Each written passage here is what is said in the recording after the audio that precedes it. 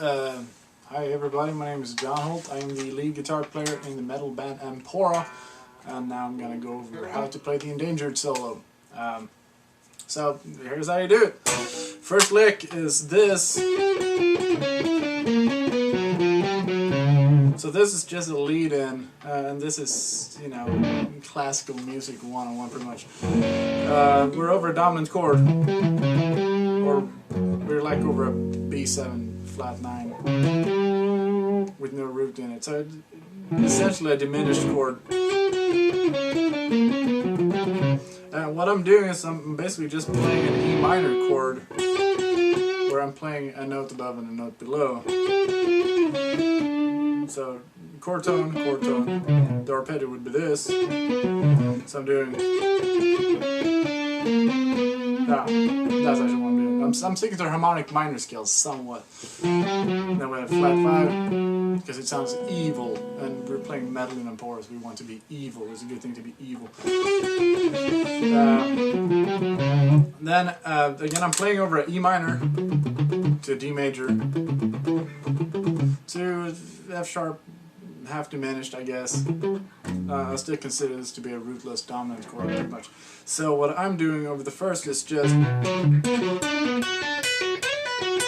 this is just a, like, you see this on classical violin all the time. It's a pain in the ass to play on guitar though, so guitarists tend to not do it so much. My way around this problem is that I chicken pick, so I pick and pluck with my middle finger. So I do a pull off, then I will pluck with my middle finger and pick the next note, and that's just how I move my way up. And you can just check the tab for the notes. Then we're over the D. I'm doing the same thing. I'm string skipping a little bit too, because it makes you sound more expensive. If you're just doing this, you sound stupid, but if you do this, you sound expensive. Expensive is good. It's the same thing. Again, I'm chicken picking the higher note and picking the lower note.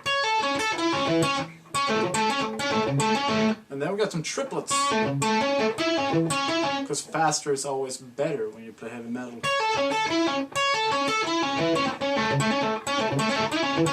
Then over the, this the second time. What am I doing here? Oh yeah, what I'm doing, instead of considering this chord to be a rootless B7 flat 9, I consider it to be a A minor 6 chord. So I get this sound instead, and what I'm doing is,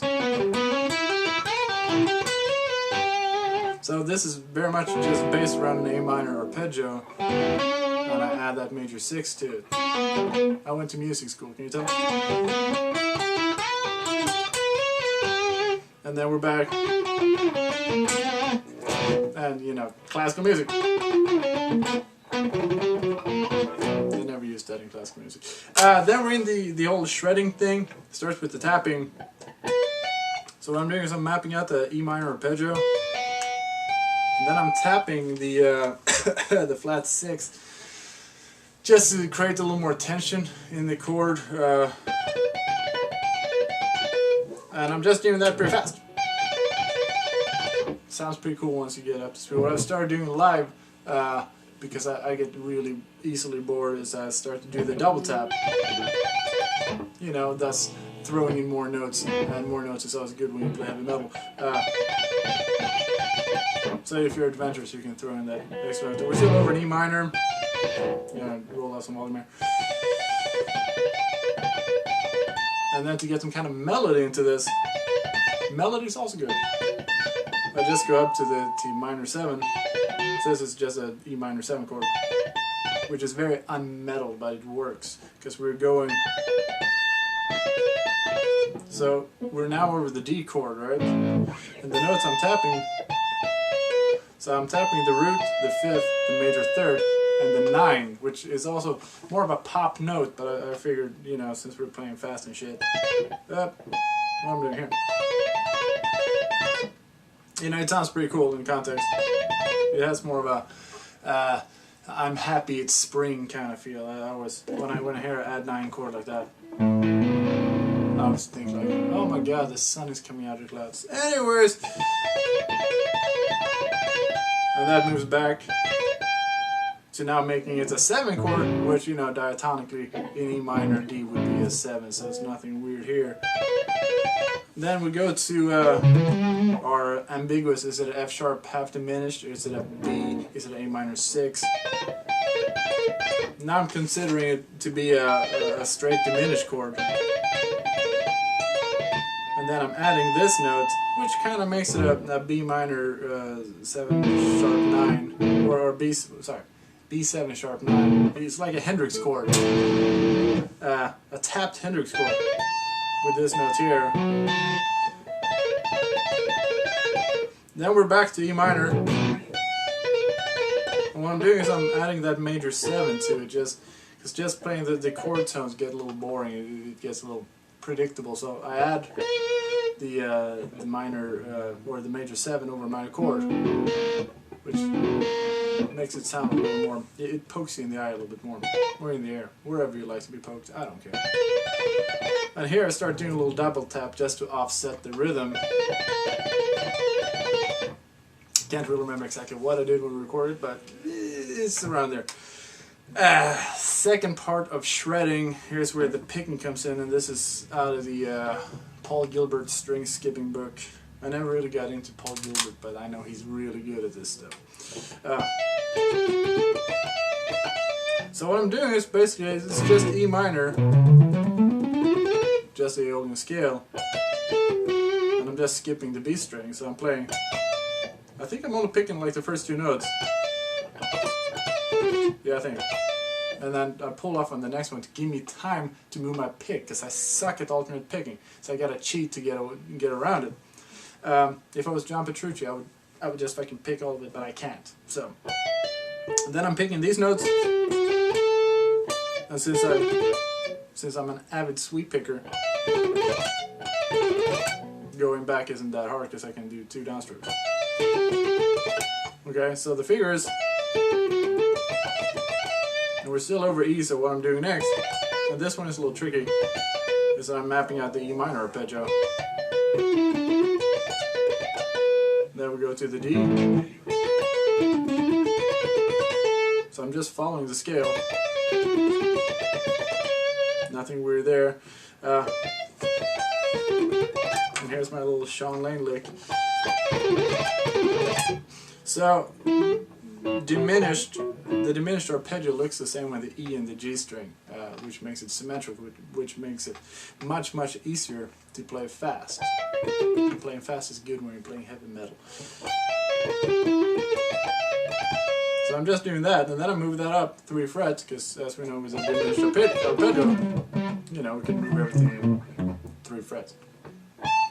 Where am I?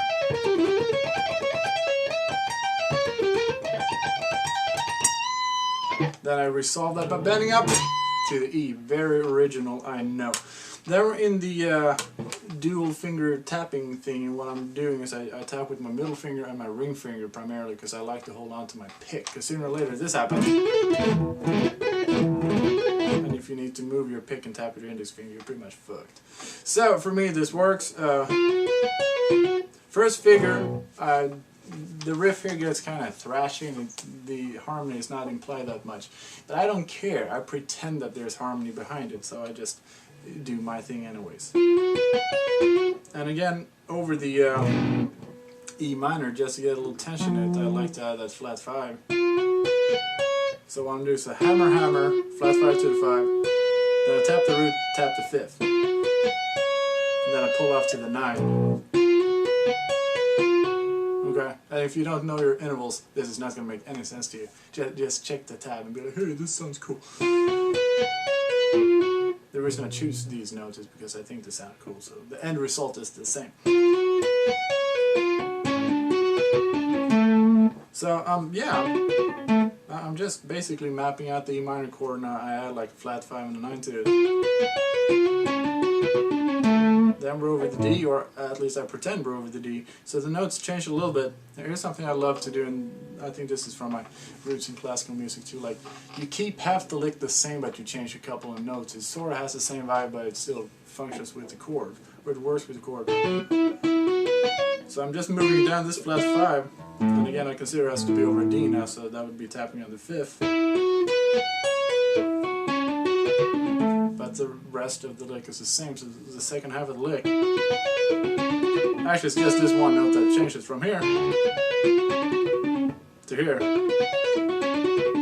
See what I'm saying? It sounds kind of cool because it sounds familiar, but it changes a little bit.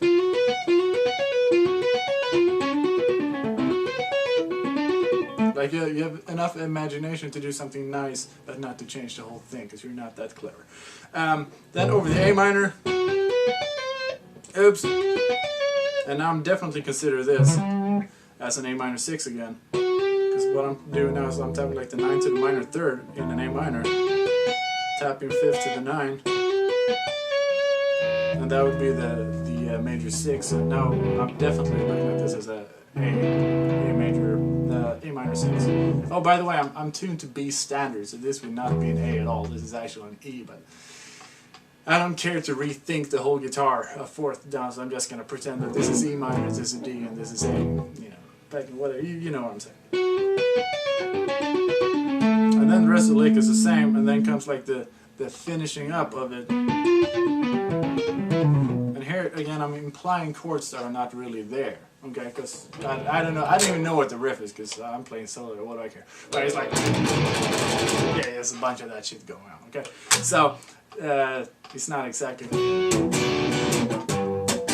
so I have to make shit up, okay? So what I'm doing to resolve this is,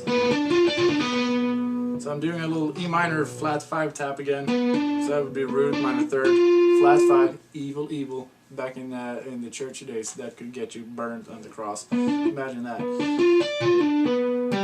So I'm just implying an E minor flat 5, and then I'm leading into something else because I'm a prankster like that. So what I'm doing here, I'm basically tapping out the B7 chord with no fancy voicings or no fancy colors. So I'm tapping the 7. Or I'm hammering on the 7, then I'm tapping the 5th and the major 3rd of a B minor or B7 chord, which of course is dominant to E. So my little thingy leads nicely back into E. Wonderful things you can do with a little bit of theoretical knowledge. And then to the end part, I stole this from Mozart, by the way. I don't know, it's one of the symphonies. It starts sort of like whatever the fuck the note is. So I was like, okay, I'm just gonna steal that because I don't make anything up. I just steal it. And again, here it's a really thrashy riff.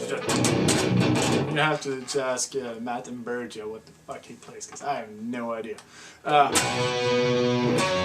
So this E, then I'm implying an A minor, then I'm implying a G or an E minor,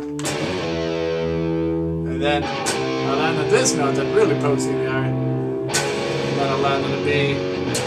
And again, none of these chords are really there, because he's just going Slayer Mayhem-ish behind it. But I'm implying E, E minor, A minor over E, G over G over E. I don't even know what to call this guy. Maybe like a diminished chord, and then I imply a B major over E, and that resolves into the chorus. Piece of cake! Check out the tab, go do the homework. Awesome.